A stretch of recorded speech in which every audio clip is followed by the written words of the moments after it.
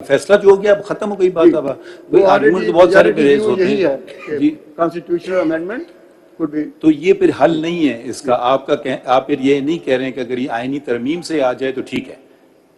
آپ کہتے ہیں ہو ہی نہیں سکتا ہے فل سٹاپ. دیکھیے میں چاہے پرمیمی ترمیم کرو یا آپ قانون کو میں یہ گزارش کروں اس وقت یہ انیکٹمنٹ جو ہے ایکٹ 17 یہ ان کوشچن ہے.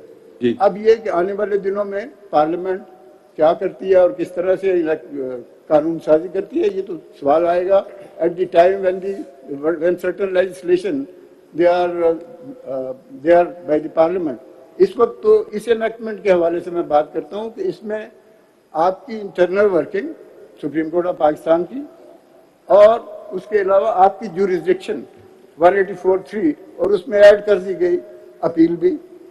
تو یہ اور آخر میں جب یہ کہا گیا کہ کوئی قانون کوئی پریسیڈنٹ کوئی رول کوئی ریگولیشن کسی طرح سے بھی یہ جو انیکٹمنٹ ہے اس کو افیکٹ نہیں کرے گا تو اس کا مطلب یہ ہوا کہ پارلیمنٹ نے اپنی مینڈیٹ سے نکل کر جوڈیشری کا جو ڈومین ہے اس کے اندر داخل ہو گئے. سو مائی سبمیشن. اگر آپ ایک بات پہ مزید روشنی ڈالنا پسند فرمائیں. جی جی. جب آپ عدالت کی آزادی کی بات کرتے ہیں یہ عدالت کی آزادی از خود ایک نایاب چیز ہے یا عدالت کی آزادی لوگوں کے لیے ہوتی ہے, لوگوں کے اختیارات کے لیے ہوتی ہے؟ اس لیے عدالتی آزادی کا خود ایک جیسے انگریزی میں کہیں اسٹینڈ الون کانسیپٹ ہے جس کو ہمیں ہر حالت میں اس کا دفاع کرنا چاہیے. یہ عدالت کی آزادی کو اس لیے دفاع کرنا چاہیے کیونکہ اگر عدالتی آزادی نہیں ہوگی تو عوام و خاص کے جو مسائل ہیں ان کو آزادانہ طور پر نہیں سنا اور تعین کیا جا سکتا ہے. تو آپ صرف رک رہے ہیں ایک بات پہ عدالت کی آزادی مگر آپ اس کو جوڑ نہیں رہے ہیں آگے والی بات کو.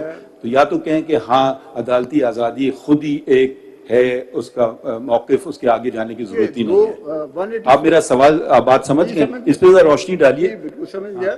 میں یہ گزارش کرنا چاہوں گا کہ عدالت بذات خود اگر فرض کرے تشکیل دے دی جائے اور اس کی جو فنکشنز ہیں اس کے ساتھ جو ریلیٹیبل ایریا ہے وہ اگر اس کا حصہ نہیں بنتا یعنی عوام الناس اور ان کے حقوق کا تحفظ اور ان کے حقوق کو انفورس کرنے کے حوالے سے تو that is the intention of the legislature so far as 184(3) is concerned. So میری گزارش ہے جواب آپ کا کیا ہے آپ کیا فرما رہے ہیں میں سمجھ نہیں پا رہا ہوں. یہ کہہ رہا ہوں کہ ایکسیس ٹو جسٹس جو ہے نہیں عدالتی آزادی خود ہی ہدف ہے یا کوئی اور بھی مطلب اس کا ہونا چاہیے؟ میں یہ گزارش کروں کہ اگر مجھے اجازت دیں تو پھر میں اس کو ایک اور پیرائے سے آپ کے سامنے رکھتا ہوں. ہاں دیکھیے آرٹیکل 7 کانسٹیٹیوشن میں اسٹیٹ کو ڈیفائن کرتا ہے اور اس میں جوڈیشری نہیں ہے. اسی طرح اسپیسیفکلی 184(3) جو ہے جس میں 199 کی ورچوز بھی باقاعدگی سے موجود ہیں ان دونوں کو اگر دیکھا جائے تو پھر یہ ایک جورسڈکشن جوڈیشل ریویو کی جو ہے وہ کریٹ ہوتی ہے for the purpose of looking. میں آپ کا کام آسان کر دیتا ہوں ایک مثال دے دیتا ہوں.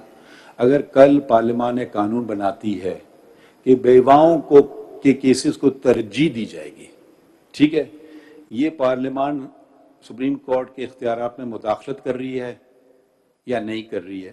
انڈیپینڈنس اور جوڈیشری کا مجھے کانسیپٹ سمجھ نہیں آ رہا ہے جب تک آپ اس کی ذرا وضاحت نہ کیجئے.